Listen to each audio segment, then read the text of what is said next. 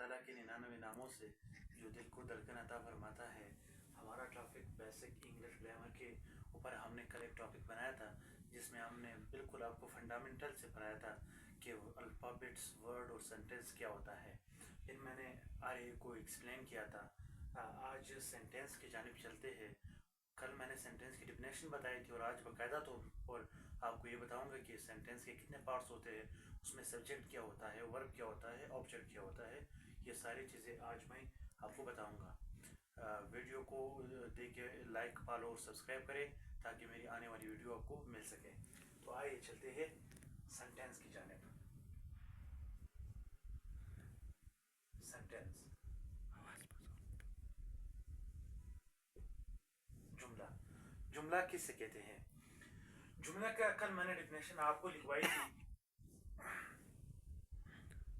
Definition कल मैंने जुमले की आपको बताई थी कि a group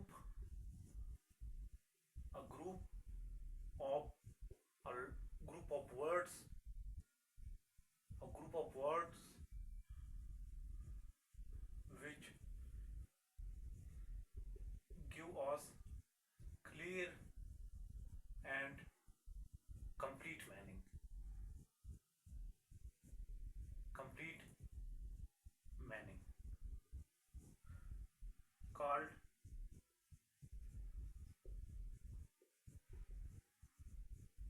sentence. A group of words which give us clear and complete meaning is called sentence.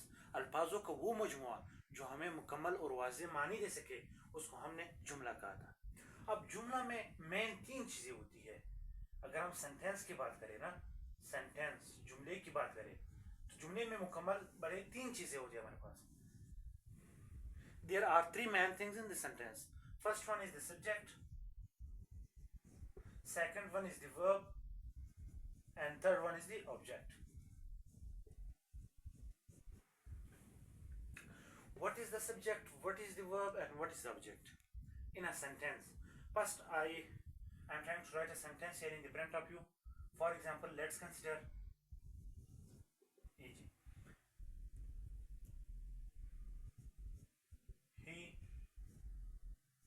he is running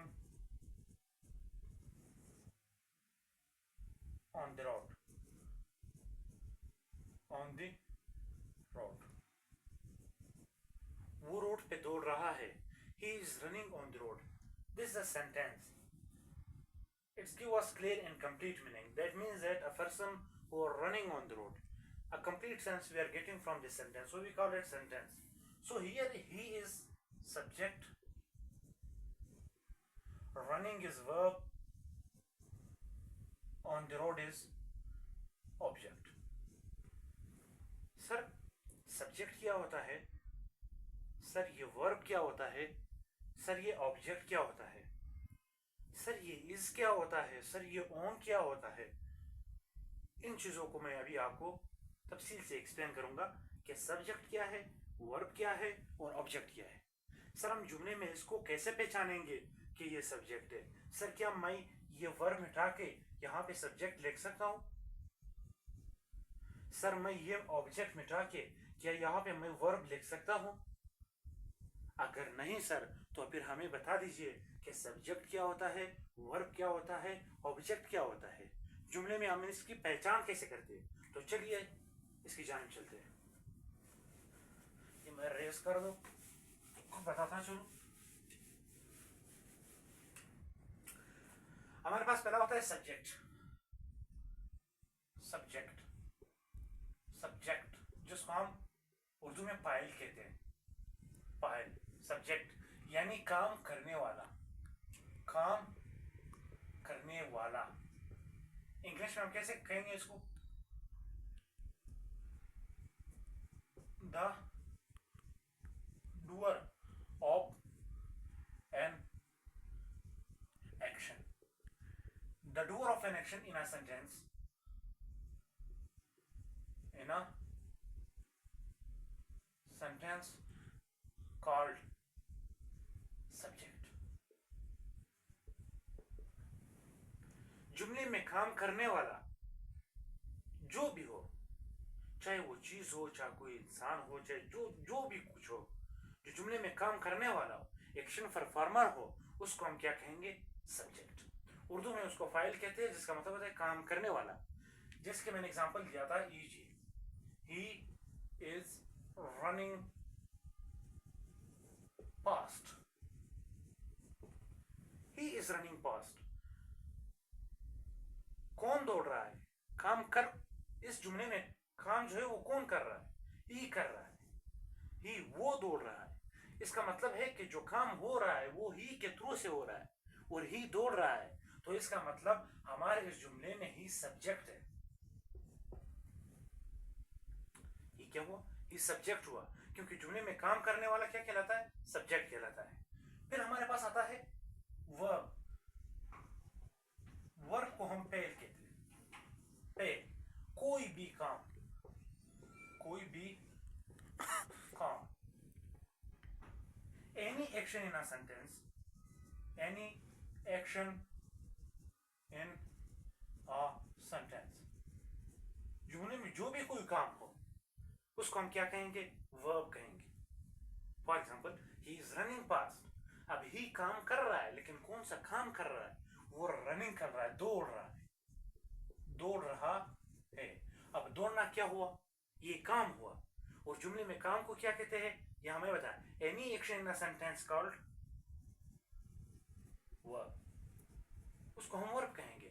तो लिहाजा हमारे पास रनिंग क्या हुआ? वर्ब हुआ। सर ये तो क्लियर हो गया। सर अब हमें बता सकते हैं कि ऑब्जेक्ट क्या होता है? इसके बाद हम ऑब्जेक्ट की जानिब आते हैं। ऑब्जेक्ट जो है, ऑब्जेक्ट जिसको हम उर्दू में मफूल कहते हैं, मफूल, मुतासरा शख्स, चीज,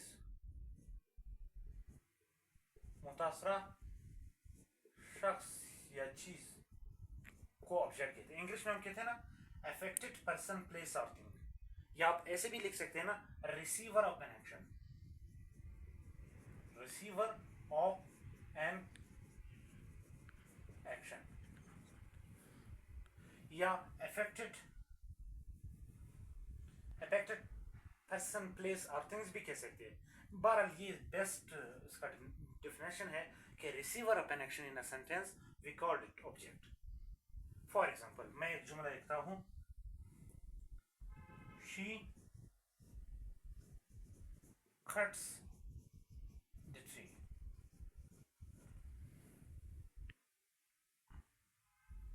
वो दरख्त तोड़ता है, शी कट्स द ट्री। अब कौन दरख्त तोड़ता है?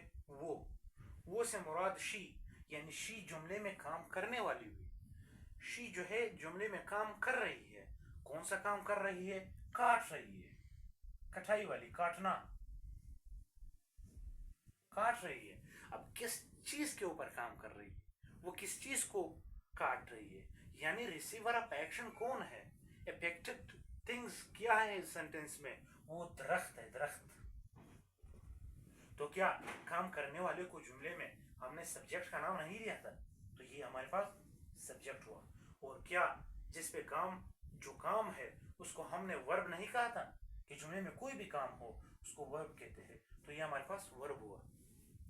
और जो रिसीवर ऑफ एन एक्शन है, जैसा हमने यहाँ पे मफूल का जिक्र किया कि मुतासरा शख्स, चीज या जगह जो भी है उसको हम ऑब्जेक्ट कहेंगे, या आप ऐसे रिसीवर ऑफ एन एक्शन, किसी एक्शन को रिसीव करने वाला, उसको भी जुमले में क्या कहेंगे? हम ऑब्जेक्ट कहेंगे। तो फिर यहाँ पे एक्शन किस चीज के ऊपर हो रहा है और ये एक्शन कौन रिसीव कर रहा है? तो ये दरख्त कर रहा है, क्या मैं इसको ऑब्जेक्ट नहीं कह सकता? तो ऑब्जेक्ट है।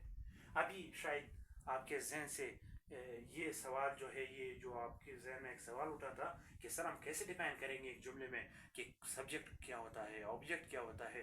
तो आई होप इसके पढ़ने के बाद शायद आप इसके एबल हो चुके हैं कि आपको पता होगा कि जुमले में सब्जेक्ट क्या होता है, वर्ब क्या होता है और ऑब्जेक्ट क्या होता है। एक बार फिर थोड़ा सा टच देता हूँ। सब्जेक्ट फाइल को कहते हैं, जुमले में काम करने वाला फाइल सब्जेक्ट कहलाता है, यानी जो भी कोई हो, कोई परफॉर्मर ऑफ एन एक्शन हो in a sentence, we call it subject. And any action in a sentence, that action is performing by the subject, So that type of action in a sentence is called verb. Any action in a sentence. The farmer who perform an action, so that action is called verb. So I removed it. That's called verb. Paid. Any action. Any action. The receiver of an action, the affected person, place, or things. The performer who perform its action on that thing, on that person, or on that place. So that place, that person, or that things who receive the action, we called it object. Where I wrote it? Yeah, yes. This is object. मफूल मुतासरा शख्स या चीज. Receiver of an action. She cuts the tree. So she is the subject. Why? If you ask a question from me, sir, why she is the subject? I have answered to you, because she is performed the action. Which action? Cuts. So any action which are given in a sentence, we call it verb. Performer is subject. The performer action in a sentence is verb, and the performer who perform an action on that related or given thing, that is called tree. Here in this sentence, tree, maybe they are person, they are place, or they are another thing. So we called it object. I hope you, क्या आपको जुमला कि जो तीन बड़े parts मैंने आपको आज समझाए, सब्जेक्ट, वर्ब और ऑब्जेक्ट, ये आपको समझ आ गए होंगे. कल इंशाल्लाह मैं अपना नेक्स्ट जो लेक्चर है वो रिकॉर्ड करवाऊंगा कि प्रेडिकेट, एक्सटेंशन ऑफ प्रेडिकेट, फिर उसके बाद क्लासेस और थोड़े से प्रेज क्लास, उसके टाइप्स और जेरेंड इन्फिनिटिव वगैरह को थोड़ा सी तफसील से आपको बताऊंगा. फिर उसके बाद हम जाएंगे टेंसेस के ऊपर. फिलहाल ये फंडामेंटल पढ़ा रहा हूँ ताकि यहाँ से आप सीख सके और आपकी फंडामेंटल क्लियर हो जाए. फिर आगे अगर हम टेंसेस में जाएंगे तो आपके लिए बड़ी आसानी होगी. घर जाके पढ़ लीजिएगा, कोई बात समझ ना आए पूछ लीजिएगा. अस्सलामु अलैकुम, अल्लाह हाफिज़.